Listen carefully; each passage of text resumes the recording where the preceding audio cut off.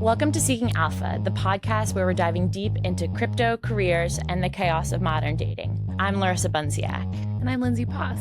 Together, we're two women who somehow found themselves at the intersection of crypto Twitter, Silicon Valley, and Tinder. And we are drinking champagne. Lindsay, why? We're drinking champagne because we can. What do you mean? Yeah, exactly. I mean, that was the answer. Okay, that was the answer. I just wanted everybody to know. I don't know if there was like a specific reason. No, that was it. I wanted No, we're everybody to still know. looking for our champagne sponsor. So if anyone has any connections. So what are we talking about today? We are talking about our careers and why they're so fucking fabulous and how everybody else can have fabulous careers as well. I actually had a really interesting conversation in DMs with a good friend from high school who's now a girl dad, and he was saying that one of the resources he wanted for his daughter to eventually have was a place where women talked about how they got into their careers. But he was saying that like there's actually not a ton of resources out there on like what to do in your young 20s. Yeah. And we are no longer in our young 20s. But is he going to play her this podcast as she's going to bed? I hope so. She's That she also a absorbs all true the- infant. Like I think she's like months old. Now's the time to start. Yeah, osmosis. Yes. Yeah. That's how you best learn. Exactly. I've actually been really into watching babies getting facial massages on Instagram. Excuse me? It's so cute. Why It's are babies getting so facial cute. massages and I'm No, not? it's like a cute thing. And Okay, they but like who's they doing look so them? happy. I think they're moms, but there's like a little gua sha involved. I love it. I think it's so a gua cute. sha fit for a baby? Yeah, it's Is it like a adorable. mini? I'll show you the videos. Don't worry, it's so cute. I actually I'll don't want to see. We'll link in the show I just want notes. to see the gua sha. That's all they can get. You need to get your own acupuncturist. Mine has saved my life. Better than therapy, in my opinion. I'm not knocking therapy. If you go to therapy, I think therapy is amazing. Personally, acupuncture. I did get acupuncture, but one of the places where I need acupuncture is like on like the front of my face, and so I had to lay on my back for like 30 minutes or however long. But my body just aerodynamically cannot. It's not comfortable to lay on my back because like. Are you flying through the air? No, not ergonomically. Perhaps we're shaped differently. Obviously, I mean, I have no reason to unzipper my non-zipperable sweater. Like, laying on my back is, like, just uncomfortable. Laying on your back.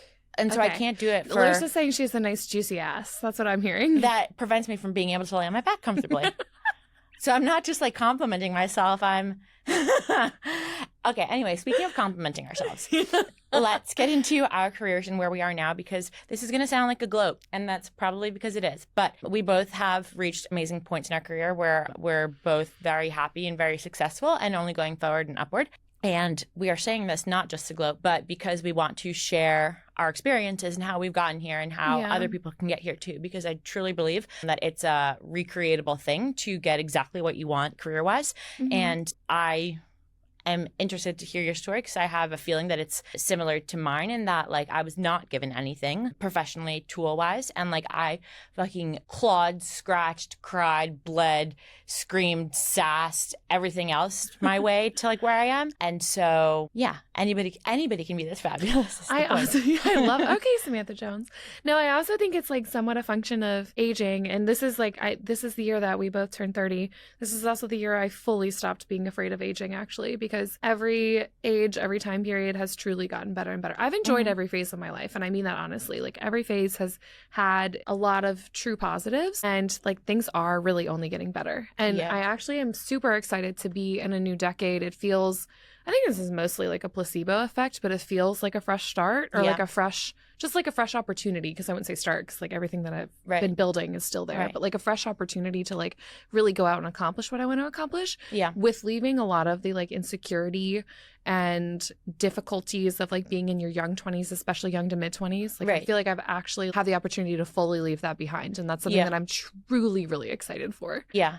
No, totally agree. Except I really did not enjoy being a kid. Did you not? I hated being a kid. I loved being a kid. I was born 25 years old in my mind. Okay, we kind of say that, but we had this discussion yesterday because I used to come from middle school and watch Oprah with my mom all the time. I was definitely born to be like a 40-year-old woman. I'm looking forward to that decade, especially. I think that's like where I was. Something like that. Yeah. It's like learning about very adult things. Okay. So how would you classify where you are now in your career? So I definitely feel like I'm at sort of that like middle management level. I'm not entry level anymore, for sure. I'm not quite as senior as I could be. My path has been a little bit winding in that I started in a traditional role. I went and started my own company. That actually wound up kind of failing, but it was also a really, really great learning experience. I have no regrets. And then I went back into working for someone else. I think my next move will be working for myself again with all the learnings that I've had.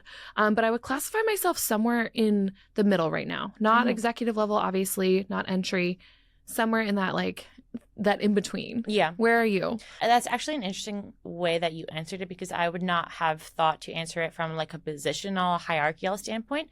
I would say that I am like exactly where I want to be, but have always felt that way. And that like I've always been at like the best point that I know career wise. And that is not to say that like it's been easy, like not fucking at all. And we'll talk about the obstacles, but yeah, all I can classify it is as being like exactly where I want to be. And that like I'm not quite the entrepreneur yet that I ultimately want to be, but I also do not feel like I have all of the skills and experience necessary to be that entrepreneur yet. I had been in a very focused resource and network gathering position where I was taking advantage of like all of the resources and safety that like a traditional company has. And now I'm in more of like a very hybrid environment. Yeah, so something in between a like very kind of corporate established position and being fully working for yourself is like where you're kind of at. Okay, that makes sense. I actually want to take a short digression into entrepreneurship because it's not something that I grew up with. So I will say like in my extended family, there's lots of folks who own their own businesses, but they're all traditionally trades.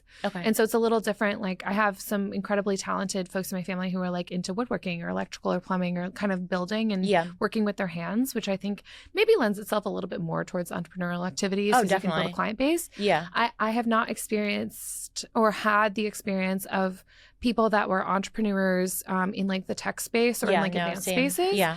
Until my dad actually started his own company. It was actually really, really wonderful. And it's been fascinating to watch him. But he started his own company when he was in his very, very late 50s. Nice. And now he continues. He had one company sell. That's amazing.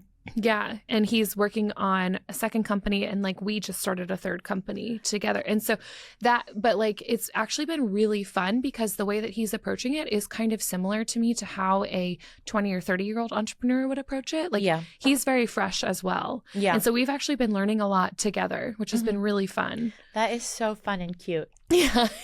Yeah. My dad and I are like kind of best friends for sure. That is so cute. Yeah. That is so cute. Yeah. So it's been really fun to like have his perspective as he's also journeying into that. But I think in our field, especially in tech, it's like it's very common to want to work on your own thing at some point. Yeah. I think maybe because the challenges in tech and like especially emergent tech are just like so pervasive and like so it requires a certain amount of tenacity and energy towards the work that you're doing. And so those qualities really translate well into entrepreneurship.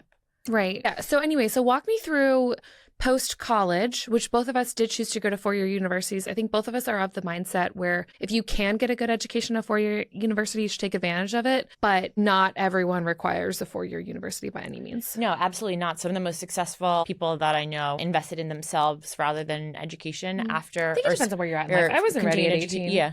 I just didn't have a plan. And those are some of the most successful people that I know, but also obviously a lot of opportunities and growth comes from going to a 4-year or 2-year or any type of school after. Yeah, certifications. Yeah, because you're not really, most people aren't sure what they want to do, or, you know, they have a lot of growing to do after being 18. But that said, actually, just a note on like 4-year universities and college in general, I guess, I would be in a wildly different financial position if I had not gone to a private 4-year university and actually had no idea about the repercussions of taking out loans. And like now they like ass fuck me every month. It's like, well, it's just like you start your career on the back foot. And so having this like tremendous burden on myself. I've thought constantly about what I could have done differently. And like, although it won't change anything, like I could have gone to a public school and like paid in New York State $5,000 a year instead of fucking, and I got a half off scholarship too. And like that amounted to. Larissa went to Drexel, by the way, which I think is a very good institution. And I like Drexel. Thank you so much. No, I loved it. And I had so much fun. And I do not know how I escaped the Philly police for 3 years. Christ, you say these things.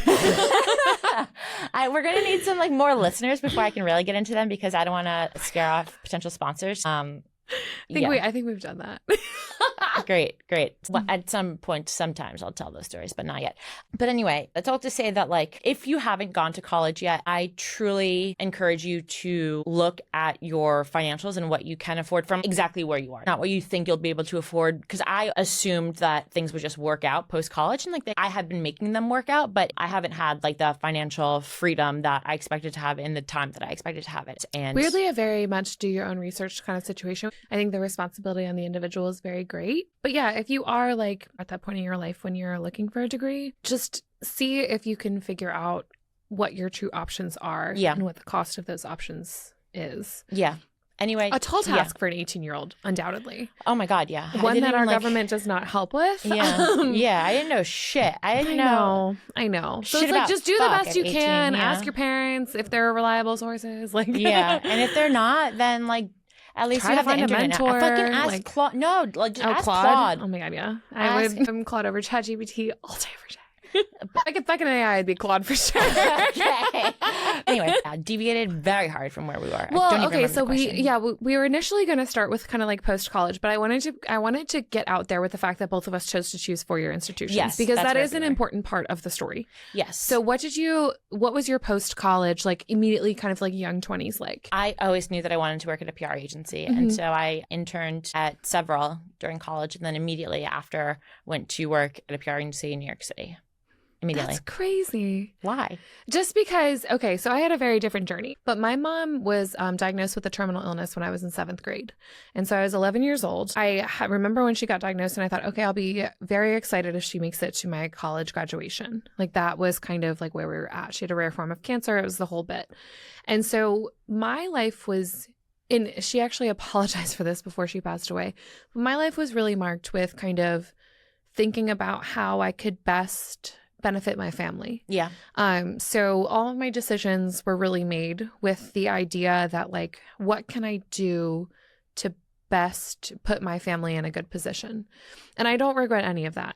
But because my family was my focus, I never really thought about what I wanted to do. I didn't really make long-term plans. It was all like, what can I do to help her in the moment? What can I do to cause the least disruption? Yeah. How can I like stay stable and strong and fairly accomplished at my young age? And so that was like always my focus. And so I know we mentioned it, but I did play basketball at a very high level institution. I went to Carnegie Mellon, which was actually really great. Pittsburgh was only 4 hours away from me. Like it wound up working out really well, but I never spent a lot of time planning past what was going to eventually happen with my mom. Right. It's like, we're going to get to this point. She's going to pass away. And then I will think about what's next. Yeah, no, that makes total sense. And so she passed away, unfortunately, 3 months before my college graduation. So sorry.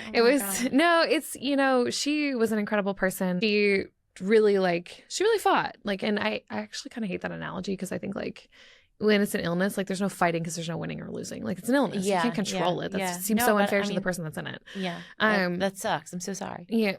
But I just didn't take time to think about what would come next. Yeah. And so she passed away, and that was obviously my focus for like 10 years. Yeah. Yeah. Almost. Yeah. And so I didn't have a plan. And I was lucky to be at an institution that I really loved. I genuinely loved my time at Carnegie Mellon University.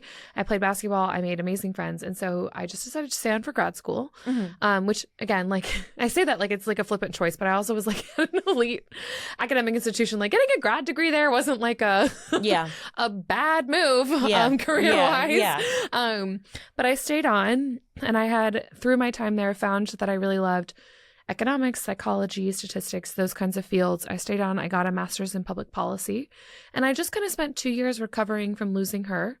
And I finished that degree, and I still was like, I really don't know. Yeah. I really don't know. Yeah.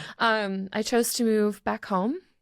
I got a job working in technology policy, which was something that I was always kind of interested in, but also like I grew up in the DC area. I was like a DC policy kind of like, I grew up with that, like, it's just different. And so it was like a little bit of a comfort move in a way. It was also like, I remember at that time I applied for 100 jobs, and even with a degree and a master's from an elite institution, I got 2 callbacks. So like anyone who's in the job hunt right now, like my advice is to truly not take it personally, because I think the first time I went through it, I took it super personally, and I was like, oh my God, why does nobody like me? And it's like, it's so depleting. That. It's really not that. Yeah, you never know what's going on inside the company that's causing them to choose one person or the other. You never know. And it's like 99% of the time, it is not personal. It is nothing you did. It's that they like another candidate for whatever reason. It's nepotism a lot of times. Like it's referral candidates. Which I also don't actually have an issue with, because like I would be a total hypocrite if I said that like I don't refer people that I really like. Oh no, Yeah, of course. Yeah, so like I don't have an issue with that, but like it's truly like never. So like when I applied for jobs, when I got out of grad school, it was 100 jobs. I got 2 callbacks. One of them was very interesting and was a move back home, and this was pre-COVID, so it was in an office. And I took that, and that's when I started kind of thinking more about like, what the fuck am I going to do long term? Mm-hmm. But to be honest, I hadn't fully put a plan together until maybe last year. Like I had, unlike you, like I actually really, one of the things that I really admire about you is that you were so sure from a young age. And whenever people are that sure, I encourage them to chase it. Yeah. Because if you put that confidence in yourself on the back burner, you wind up in a lot of situations that make you unhappy, I think. Yeah. Whereas oh my God, yeah. being sure about the decision and chasing it is something really admirable. I was completely unsure. Yeah. Like very unsure for a really long time. And I truly spent like all of my 20s in like tumults about like, what am I doing? There was a lot of dreams that I achieved. And I was like, oh, I achieved this and I thought this would be fulfilling, and it's not at all. And I learned like I need to dream bigger. Yeah. And exactly. so like I spent so much time being like very unsure. Yeah. And like being like, why am I not happy with the things that I've done? And then the last like 1 to 2 years has been me being like, oh, because I never fucking think ahead. Because I need to fucking think ahead. Like I actually do need a 5 to 10 year plan. Like that's important. That's important. Well, yeah. I mean, I relate to that in the capacity of finances. Like I don't think ahead for I will say I'm always about my money and my finances. I've always been extremely tight. We are opposite. My finances are a fucking wild card every time I get paid. Nuts. I feel that way. Career. Yeah. But anyway, so 2 things on that. First is that I recently learned, and this is a good perhaps source of comfort for anybody in the job search and anybody who has applied to 100 jobs and gotten 2 callbacks, is that many companies, both public and private, will post significantly more jobs than they have available or are planning to hire for. And it's not because those jobs aren't priority. It's because they don't actually exist. And the reason is because they want investors to be confident on their company. So whether it's private investments and they're trying to raise a series A, B, C, whatever it is, or they're a public company who want their stock to continue growing, they look like they're expanding more than they are. And so a lot of companies that I've been at or had as clients have done these announcements about the amount of jobs that they're creating. And I've always thought that it was like a good for the economy type story, that type thing. But no, and they wouldn't even reveal this to me as their PR person who they're supposed to trust everything with, like a lawyer, so that I can best publicize and most favorably publicize the information. But they wouldn't even reveal this out loud that they were just trying. It's not even like inflating their stock price. It's just inflating the perception that would inflate their stock price. So that is just like one note that I think is really important to consider when you're looking at jobs, and especially when like you're putting so much effort into turning out applications, because it is really depleting. It's like another full-time job where you're trying to like get the right information. You need to reformat your resume for like certain applications, things like that. And it's like a very grueling process, and one that like constantly knocks you down when you're not getting these jobs. And you think you're such a great fit for one. And it's like, duh, why wouldn't they hire me? Sometimes you even have connections at those companies who will pass your resume along, but probably that person doesn't even know that it's a fake job. And so that is just like one very important thing to keep in mind. But also I want to call out that like you keep saying that like you went to like an elite institution. And I think like that, no, like you did. And no, it's true. But I also want to say that like when I would hear that in a different context, I would think like, ugh, annoying, like had everything handed to her. But like, I know that you're not like that. So I think it would be interesting. And again, we're deviating from what we initially had meant to talk about, but I think it would be really interesting to hear what was your experience like getting to that elite institution, like beyond what you just explained, where you were, especially like because you were constantly having to keep your family in mind. Like, how the fuck do you get into such a good school while having such like a tremendous burden on yourself as a child? Yeah. Oh my God. That's a very thoughtful and kind question. So thank you for that. You're welcome. I'll be billing you for this hourly therapy session. Yeah. So there's a couple, I've actually gotten that question over the years because first of all, I will say the high school I went to was very, very good. I grew up in the Maryland area. I grew up going to public school, but because public schools are mostly funded by property taxes, when you're living in a relatively wealthy area, which I was, and I have to give a big shout out to my parents because my parents both grew up extremely poor. My dad joined the Marine Corps. My mom worked her ass off. Like they both just truly worked so hard. Yeah. And they wound up moving us they're from way the suburbs of Chicago. They wound up moving us to Maryland. I was born and raised in Maryland. My siblings kind of moved all around the country and stuff. My dad at one point was like working at a clay tile factory. Like they worked hard. I want to have your dad on as a guest. He's a gem for real. They worked really hard. They were, 83 cents in the bank account, public housing for a long time. But they were both very smart, very talented individuals. And so they did a great job of setting their kids up for success. And so I owe so much to them. And even though it's funny because my brother's 11 years older than me. And so we actually had very different experiences growing up. Like when he was little, when he was born, they were like very dirt poor. By the time it got to me, they had a lot more stability and were like moving up. And by the time, especially I got to high school, my dad had really like found a career in a niche where he could really be successful. One of his actually biggest regrets is that he always says, he's like, your mom was the smartest one. I wish I would have like put her through law school and had her make all the money. But they had a very real conversation about like men and women and who had the potential to earn more. And she took the very hard decision for her family, for her kids to take a back seat and to put a lot of her time and energy and resources into making sure his career was smooth. Right. Which was very I think very aware for both of them to do that. And I grew up in a very equal household. It was never my money, your money. It was always ours. Everything was ours. And so they set me up a lot. So I have to give them a lot of credit for how they raised me and the values they instilled. When it comes to how I got to Carnegie Mellon, they moved us to Maryland. We had amazing public education. Literally my high school, I grew up in a town that you would call bumfuck because there's no stoplights. It's very small. But it was the number one public school in Maryland. It continues to rank very highly. And so again, very different experience between my brother and I, who was 11 years older. It was not as good when he was there. It was still good, but it wasn't quite as good. And by the time I graduated, it was fantastic. And my sister, who's in the middle, had a middle experience. And both of my siblings are very successful in their own right as well. My parents really did an amazing job with all three of us. But yeah, so I went to a very, very good public high school. So that was very helpful. And I'm a big advocate for investing in public schools hugely because I always joke that I'm a coastal elite, but the reason why I joke about that is because I had incredible access to education, to good public funding. I want the full country to experience that. Yeah. What I had, the public services that I had were amazing growing up. And I truly think that every American deserves that. Yeah. And I think it would put all of us in a different foot. Yeah. So I'm a big advocate for that. But I went to a great school. I was part of a great basketball program. Because Carnegie Mellon's Division III, I couldn't get in on a basketball scholarship. Okay. But I could be pushed through a little more. I will say the football coach at the university had massive pull. The basketball coach did not really have that much pull. But it did kind of help. And in some way it helped. And so that's kind of how I was able to do that. I studied hard for the SATs, had a good, again, parents that I was lucky to have that had money to put me in SAT prep school. So I had a very high score for that. And I was just mission focused on getting into a really good university.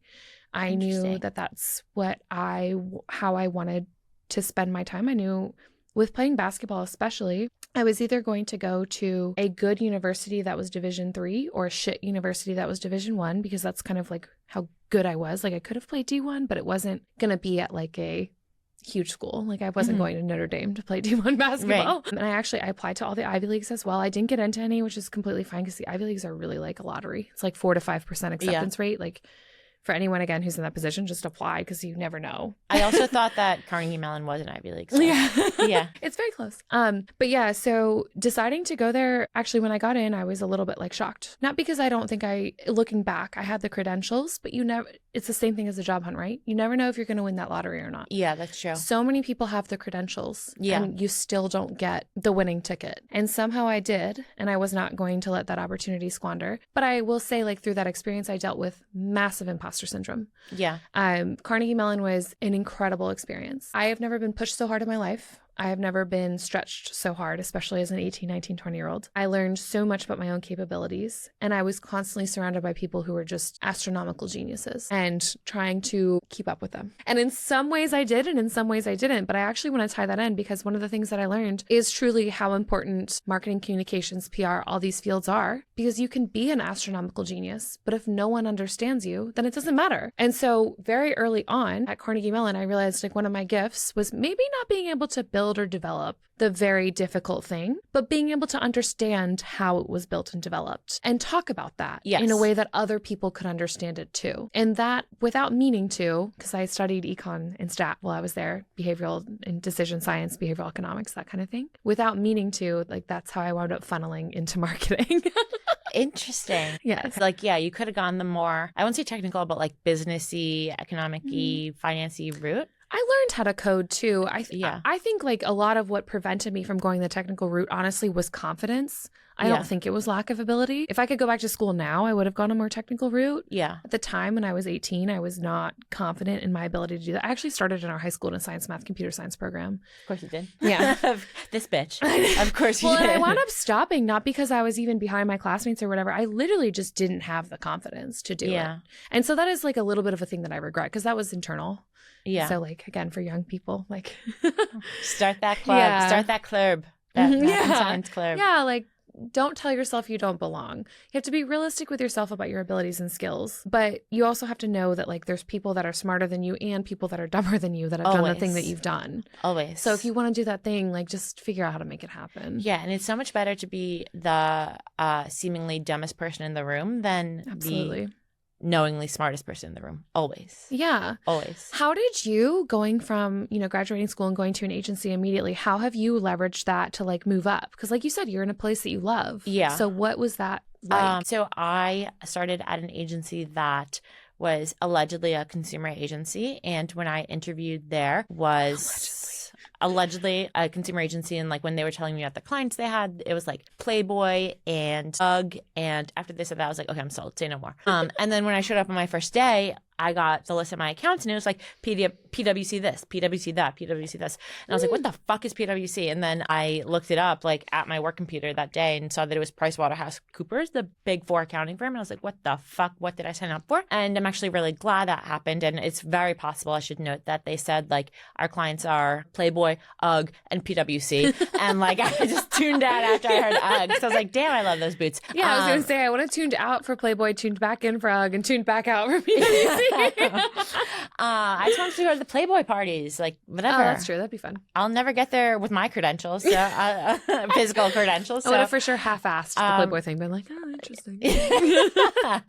So anyway, one of those was PwC Power and Utilities, and PwC loves to produce these reports about industry benchmarks, things like that, and they produced a report on blockchain application in power and utilities, and so I actually learned about blockchain that way. And then I think I said I learned about blockchain before I learned about crypto. And I then joined another lifestyle agency after this one where there was a crypto client who came in the height of the 2017 ICO boom, and they were requiring PR and nobody else wanted to be on the account. Right. So I got to, having had that very little experience with blockchain and knowing that it was something that had to do with crypto. I did not know, how it related to it. But anyway, I think the common thread in my career has always been that like I just have this like hunger and drive to succeed, and not even succeed by like anybody else's measurements or principles, like to succeed on my own. And what that means is like just being free, like entirely free, like financially free, socially free, professionally free.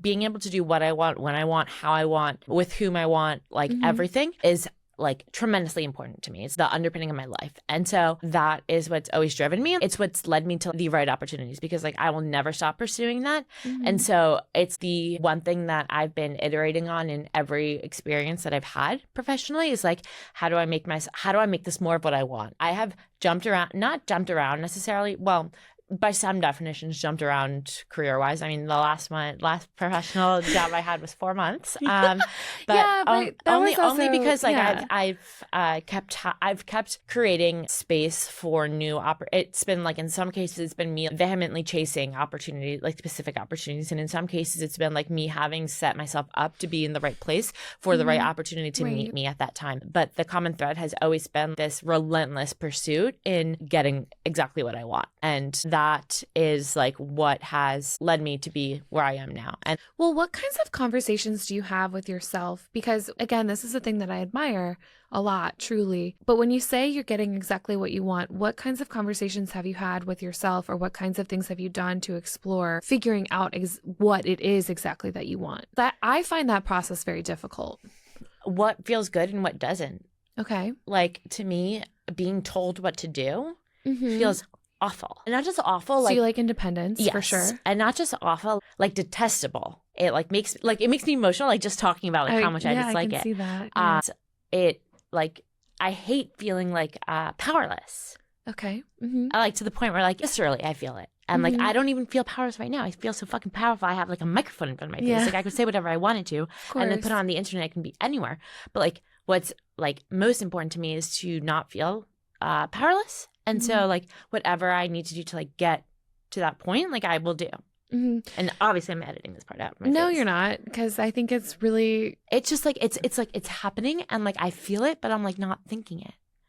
Well, like the what tears. Yeah, that's fine. I think that's okay, because I think, again, this is an important discussion. What does feeling like you are in power, in control, what does that look like to you in a professional setting? Being able to wipe away my tears with fucking expensive fur on my wrist. Like literally exactly like that is what it feels like. Having the power to choose what I'm wiping my tears away with, and that being expensive fur. I mean, ideally, or like crying in a Mercedes. Like either way, I'm going to cry for whatever reason. I might as well be having a fucking mic in front of my face with fur on my wrist and it being on my terms. I think the on your terms is the most important part, because I will say, like, there's all this like it's like pseudo scientific research about like love languages and all this stuff.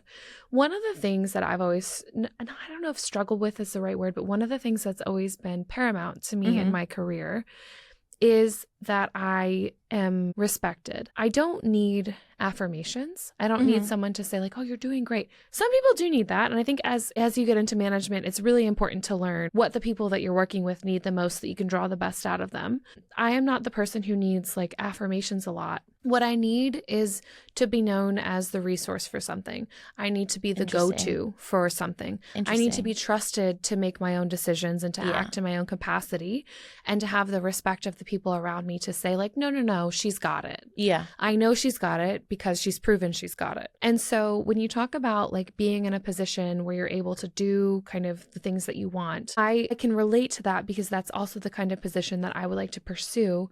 The reason why I want to pursue that is because I want to be respected and acknowledged for the things that I bring to the table. I don't necessarily need the affirmation. I know what I'm bringing to the table. I actually do. That's taken a long time. Like early on in my career, I wasn't exactly sure what I was bringing to the table. I was figuring it out and all that stuff.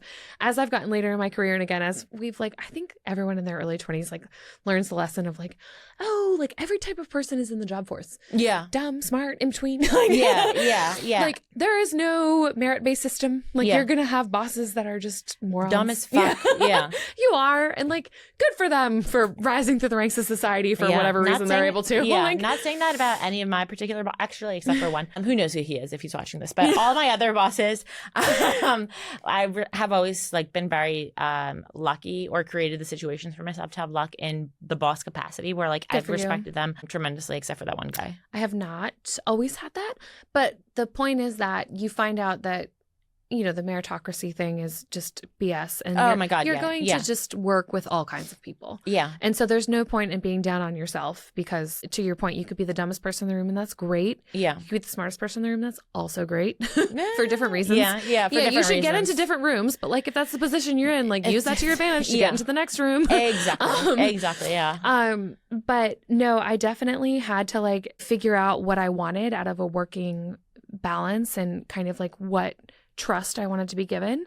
And I definitely want to be respected. Like that is A1 from day one. Like I need you to respect me, and I need that respect to grow into trust for me to be able to do what I want when I want to. Yeah. And if that is not an environment that's being cultivated, then I'm not interested in working in it. Yeah, that makes so much sense. Yeah, I mean, we started this episode, I started by gloating about our careers and saying that we were going to tell people how to get to where we are, or at least in the mind frame that we are. And we maybe have gone astray, but also like in the last couple of minutes that we have, what advice would you give to somebody who feels that similar way, and that like they want to be respected and they're starting out early in their career and don't know exactly what they want that to look like? I think it's important to test a lot of environments, truly. Like one of my best friends from college, one of the things that I have learned the most from her about, which I also think it's important to surround yourself with friends that you can learn from. And she's in a lot of ways my absolute best friend and a total equal. In other ways, she's a role model. And I have always intentionally surrounded myself with people that are going to challenge and push me on a personal level. And I think that's helped me in my career quite a bit. But one of the things that I most respected and admired about her is if she was at a position where she didn't feel she was valued, she would look for a new one. She was never bitter. She never burned bridges, but she would early on, as soon as she had that feeling, she was like, you know what? Not for me. And I'm out. And she switched pretty much every like 1 to 2 years. And now she's been in the same position for 6 years. Oh, wow. And the reason why is because she's valued and she's intentionally valued. And she found an environment where the feedback she was getting and the opportunities she was being given matched up with the way that she wanted to feel about herself and her career. And so from her, I learned to test out different environments. Yeah. To not stick with something for so long. And there's something, I mean, obviously there's like economic and financial and all these other stability reasons why people have to stay in a job they can. Yeah. But if you can afford to leave or if you can afford to apply elsewhere, I always recommend that. If you're in a position where you feel stuck at your job, you should be applying for other things. Yeah. It's going to take a while. The job search is hard, but like look for something else. If you get to that point where you don't feel that your value is appreciated or understood, look for something different. Test a new environment. If the next environment doesn't work out, test the next one, you know? Continuously change until you can find that person or company or structure that works for you. And so that's like one thing I actually wish I would have done more when I was younger is continuously apply and test. I didn't do that enough. I wound up funneling into what I wanted, but it's like a little bit of luck and opportunity. The second thing is I used to be really down on networking. Like I used to think networking was trash. Wait, what? I used to be thought so down down in like the good way, like down on for it, not down with it. Damn. And the reason why was because it felt really fake. When I was in college, we would have like career fairs and stuff. Okay. It felt like very ugly and fake. Didn't like it. But as a professional, when you can go to events and form meaningful connections with people, it's worth it. And it took me a while to figure out kind of my formula for success with that. And part of it is developing a true and real kind of like, not necessarily personal in content, but, or like what you're talking about, but personal in that you like the other person. Yes. So you can get along with them. You can talk about work. It all flows and is seamless. Fostering and building those connections has been paramount to where I am today. Yeah. And especially in a new industry. I think in tech, this is particularly true. Take a risk, go to the conferences, meet as many people as you can, find the people that you really connect with and like continue building those relationships past that conference. Yeah. So I do like monthly, I think about like who can I talk to that I haven't talked to in a while? Who can I have a video call with that I haven't chatted with in a while? And sometimes you talk about work and other times you get to hear people's personal stories and you get to develop a connection and people remember that. And over time, it really like allows you to build a character and a reputation that people come to appreciate. And so I'm back in on networking. Good. But not the like trashy, like go meet people. I don't know, like in DC especially, there's like a sleazy networking culture. Like it's very like business cardy and like, what can you do for me? All that. Yeah. I was never good at that kind of networking. Yeah. I was good at like forming like acquaintanceships that I then took the initiative to follow up on. Yeah, you do. And you are very good at making friends with everybody. Literally with everybody. You're similar to my sister in that, like, I say, like, she will befriend a rock. Like, if the only thing within 100 feet of her is a rock. Or further. Just so funny because I totally consider myself an introvert. But but you're just like that. I don't know. You're very bubbly. Yeah, I do have like a very like bubbly personality. I think especially I also like want to give a plug for introverts out there. You don't have to be like the loudest person in the room, but if you just focus on building a genuine connection with someone that you are also genuinely interested in with, it actually does lead to like long-term positive benefits. Yeah. And so okay, like that's good advice that, for me because I'm not bubbly. And you don't need to be because I don't think like volume is as important as quality. And so if you can go to a networking event and just make it a goal to find 1 to 2 quality connections. That's so true. That's so true. Yeah. Sometimes I do only talk to one person at an event, but that's because that's all that matters to me then. Yeah. Yeah. No, that's very true. There are tons. I mean, I'm sure in every industry they exist, networking events, obviously. Yeah. But they're awful and also the best. Yeah. Volume of networking events in crypto and tech in general is astonishing. Truly. More conferences than any other industry, and possibly because, I mean, part of it is absolutely that the industry is still emerging and like there's still so much to figure out collectively. But technical also, and non-technical, I want to point out. Technical like and if you want to get into non-technical, crypto, you don't need to be a software engineer by Hell means. no. I couldn't be a software engineer even if I wanted to. No. The most I can code is a waving penguin. And that one, I can't even make it pink. It can only be blue. I know. I don't even know like the right. Yeah, I'll show you it later. We'll link it in the show notes. Yeah. Actually, I don't even know how to do that. That's technically Perfect. lacking I am. But yeah, no, that all makes sense. I mean, networking is like the most important critical thing. And that is the reason why I am in the position that I'm in, is like through networking. But I would say also like just knowing yourself and determining what is most important to you in both your career and in life. And like that'll help you reach the right career for you and like right professional path for you. Because for some people, getting married and raising children is like the most important thing. Like if they had to do one thing, it would be that. And that's not putting professionalism and careers and like everything else away for good, but it's like their number one thing, right? It's like getting married and having that union and then building a family. Right. For others, like it's money and wealth and like just having like the endless amount of resources and capital. Right. And then for others, like it's independence and power. Like I specifically am like after that independence and power. Like I, of course, family and connections and friends and everything like that. And I'm not like a monster in that, like I don't need that. Like, of course, everybody needs that. But like what's most important for me is like growing my influence and like being able to use that influence for good. And so that is what has like shaped my career path and like my direction in life. And so my career now and like always has aligned with that and like moving towards that. And so I think it's really important to like reflect internally on like, what do I want out of every single day? Like, what do I want to be moving forward with? And that will help you pick the right career, determine where your strengths are and stuff like that. Because like for somebody whose most important ambition is to get married and have a kid or kids like at a young age and whatever, and like form that foundation for the rest of their life, like that's their goal. They cannot have a job as demanding as perhaps mine is, because like I do not have a lot of time for stability. Like I love the business trips. I love the travel. I love the unpredictable schedules. And like that just does not work with the identity of somebody who, it's not to say that I don't value family, obviously, because I know. I understand what you're saying. Yeah. Creating your own family is a little bit different than saying you value familial connections, though. Like you're not saying you don't value those connections. You're saying like, but creating like, your own family. Building my own pod is not it's just not important to me. Right. It's like it's not when I think of like the list priority. of things that I want to accomplish in life, like that is not up there. And so like that I think is the most important thing, like when you're deciding what career path to pursue, or like not even the specific career, but like which direction to go in with your career. You really need to evaluate like what is going to be the best use of my time pending what I want out of like my time on earth in general. I truly respect and admire that so much, because I think one of the faults that I've had in life, and this will be like my final word, one of the faults that I've had with life though is not being honest with myself about what I wanted to get out of life and what kind of career I wanted. And so to hear you say the things that I think, especially for women, may be considered like not as favorable. Like, for example, I want independence, I want power. That's a thing that like can be frowned upon in certain corners of society. Hell yeah, my mom would be like, zip those lips, shut the fuck up. How are you gonna find a husband? Yeah, I think it's like really amazing though that you are honest with yourself. I actually think it's a true testament to who you are, because I think so many people are not, myself included. Like this is a self fault. I'm not always honest with myself in that way about what I should be doing and what I want. And I think I knew this before, but I got everything I dreamed of. And then I realized I simply wasn't dreaming big enough. And so I do think that like being honest with yourself is an incredibly difficult thing to do. I think it takes a lot of bravery. It takes a lot of courage. It takes a lot of awareness that I didn't have for a really long time. And I'm on a journey right now to actually be there and to do that. And so to see someone who is doing it actively and who has been doing it actively is really genuinely inspiring. And it's something to be admired. And I mean that. Oh, you're going to make my eyes sweat again. Twice in one episode. This is the episode that we make Larissa cry.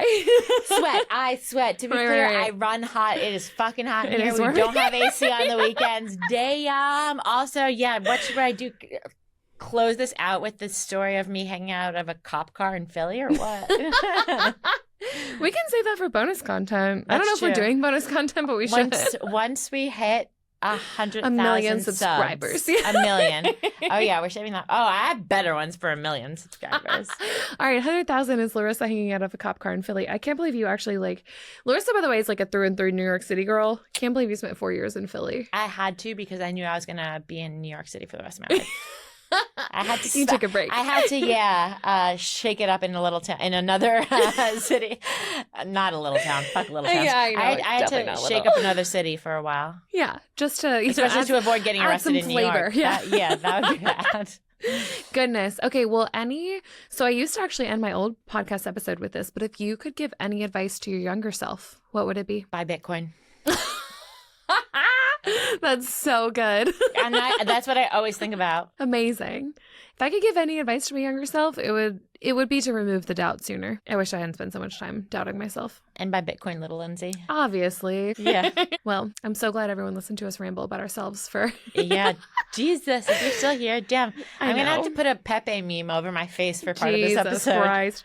No, this was, I hope that people are more inspired to talk about their own stories, because one thing that has truly helped me grow is hearing other people's stories, how they got to where they are, why they like it or don't like it, the mistakes they made along the way. Yeah, that's so true. Yeah. And we have so many more stories to share, so I know. definitely tell us what you want to hear. Yeah, please.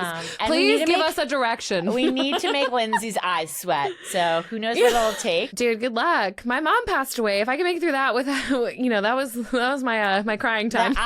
That's what, damn, yeah. Help me out here, guys. Make Lindsay's eyes tear. Make Lindsay cry. Yeah, make Lindsay cry. Somebody pull her hair. Not in a fun way. Oh, dang. Okay.